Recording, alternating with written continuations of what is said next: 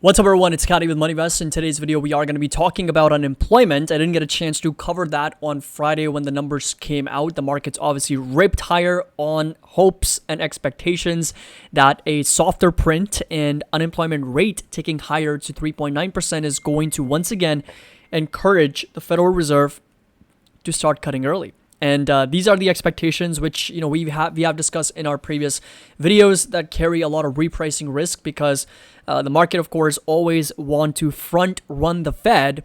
And even though the Federal Reserve has been very clear that we're not getting that greater confidence in 2024 that we were looking for from an inflation standpoint, but at the same time, hikes are very unlikely, so we're going to keep interest rates where they are. The markets are obviously not listening to the Fed because this happened entirely in 2023 when I mentioned that this is actually getting funny because the Federal Reserve and Jerome Powell is telling us no cuts, no cuts, no cuts, and the market is listening more cuts, more cuts, more cuts. And that's why we've seen a very significant rally. And again, more recently, we have seen a bit of a pullback and a small dip.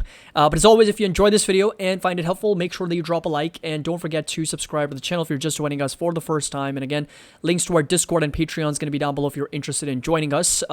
We'd love to have you on board. The first week of the month is the best time to join. You get access to all the 50 plus members only private videos. I'll be posting more of them, but this includes my full 30 stock shopping list with my buy targets, as well as our MoneyVest index and a lot of other trade alerts and trade ideas, and all the Discord channels also available. And we also do have a very big sale in the month of May for all of our individual courses. 50% off. Coupon code is going to be May50. You can take advantage of it in the entire month and access all the curriculum over 120 plus lectures and videos and tutorials, all dedicated to fundamental analysis, technical analysis, options, and psychology of investing and money as well. So link's going to be down below. I'd love to have you on board, and also do connect with me on Instagram. My handle is going to be CASWRP. So first things first, let's take a look at the unemployment rate. So this was, of course, the number. So we've been kind of hovering around that 3.7, 3.8, 3.9% level for a very long time. This number, ticked higher a little bit. So this was really why the markets rallied, because we went from 3.8 to 3.9%.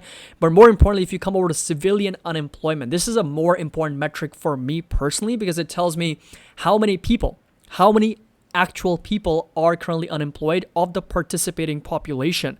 And what you'll notice is that this number is as of the most recent print. Let me just zoom in.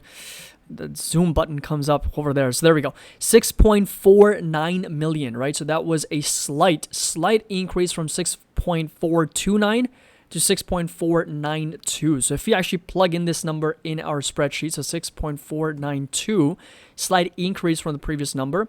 And then if you take a look at the JOLTS numbers also came out at 8.488. So that's what I've plugged in over here, 8.488. This ratio is now at 1.31. Very, very important ratio, because it essentially tells us for every one person that's unemployed, how many job openings are there.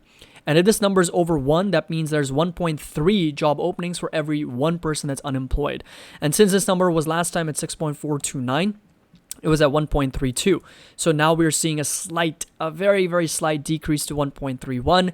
Again, it doesn't change anything, because we are still very much, in an environment where the labor market's very tight, and we do have the jobs market extremely solid, and again, the unemployment rate jumps to 3.9% also. So that's where we are, and we are again nowhere near close to what we have seen before. These are the COVID crash, the great financial crisis, the dot-com bubble, and the great inflation of the 1970s. And every single time, you'll notice the unemployed persons jumped to at least minimum 8.5 million. So that was the highest during the dot-com bubble. Great inflation, 11.3 million. Great financial crisis, 15.4 million. And then COVID was 23 million people. Unemployment rate also spiking to well over in the double digits, with the exception of dot-com bubble here, 6.2%. So really, when you think about rate cuts, and this again is going to be the market's expectations for rate hikes versus rate cuts. And now you'll notice that we're back. We're back with two rate cuts. The markets are once again pricing in for 2 rate cuts in 2024.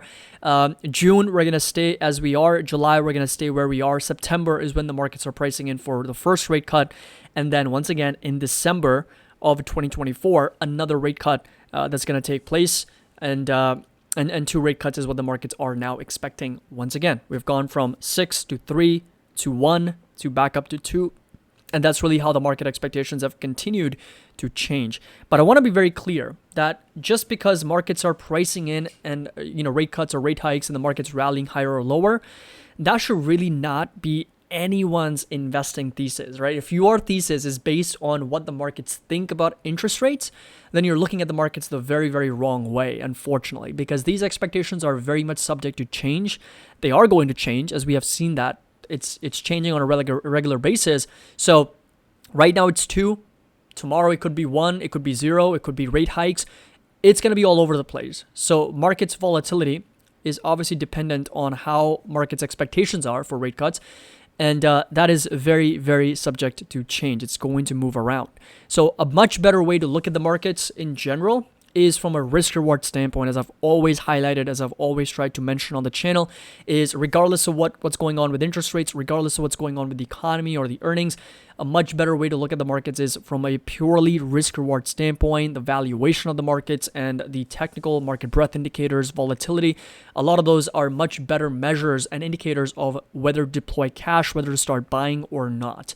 And again, we are in an environment right now where market breadth is still pretty decent. This is the MoneyVest index and the chart that I shared in our Discord, and some of the 3 to 4 levels that I mentioned with good buying opportunity, great buying opportunity, excellent buying opportunity, and the best buying opportunity in the market, depending on where the index ends up being. So for me personally, what I'm really doing, if you come over to the S&P 500, you'll notice that we are still, in the context of a short-term uptrend. We had a lower high and lower low, some weakness in the market since March 21st. We were just not able to break out of that all-time high of 5260s. Lower highs and lower lows, and a bigger breakdown all the way down to lows of 49.50. We saw about a 5.5, closer to 6% dip in the market. So that was about 5.9. And then we are now starting to recover back higher. So very important resistance here at 5160 to 5200, and a much stronger support here in the 5000 range, 5100 to 5000 range for the S&P as well. This right here is going to be the NASDAQ, same exact story. Lower highs and lower lows, lots of weakness. Triple top, quadruple top resistance here at 16,450. A bigger breakdown for the market on the NASDAQ here, down over 7.9, almost 8%. And then, of course, a very nice recovery in a short-term uptrend back higher with a support at 16,000 to as much as 15.9 on the NASDAQ as well. But again, coming back to the unemployment numbers here. So if you take a look at some of the categories as well, so employment by industry, and this is where a lot of people are saying that there is going to the underlying here, let me just pull that up here very quickly. So let's see. The underlying economy is still not solid, because if you take a look at the last 6 months, most of the job gains have come from the government sector, leisure and hospitality, and then private education and health services. The more, the sectors that are very much dependent on productivity and economic growth, like manufacturing and construction, or wholesale trade, or mining and lodging, have not really seen that much of job growth or gains in the labor market. Even the last 12 months, these sectors are really, really low.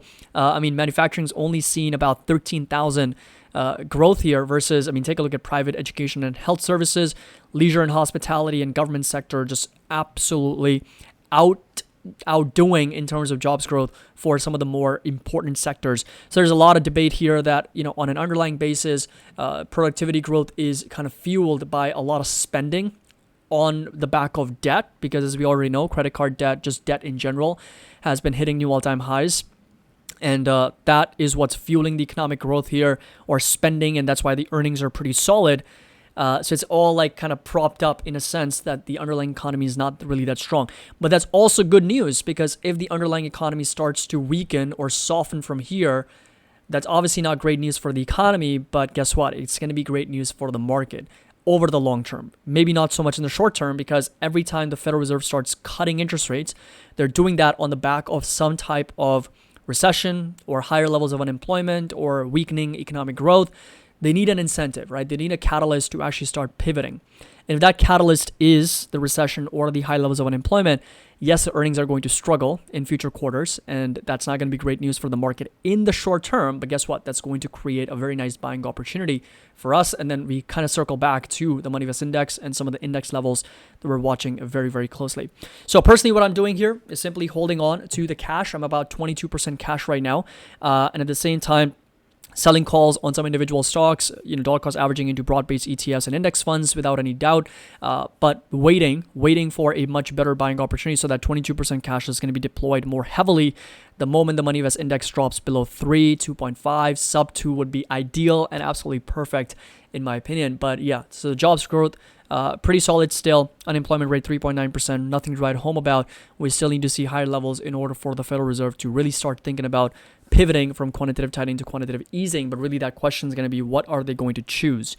Fighting inflation or supporting the economy during times of recession? So hope you all enjoyed this video and a complete update on the markets. Let me know your thoughts down in the comment section below, and what do you think the Federal Reserve is going to do moving forward, especially when you are starting to kind of witness a slight increase in unemployment. Again, nothing crazy. The market's rally was, in my opinion, a little bit of an overreaction to some softening in the labor market. We still have to wait and see what this ends up looking like in terms of the labor market and inflation. But again, link's going to be down below for our Discord and our Patreon if you want to join, unlock over 50 plus private videos. And also don't forget the courses, all individual courses, 50% off with coupon code May50 if you want to take advantage of that as well. So always happy investing. I'll see you all in the next video.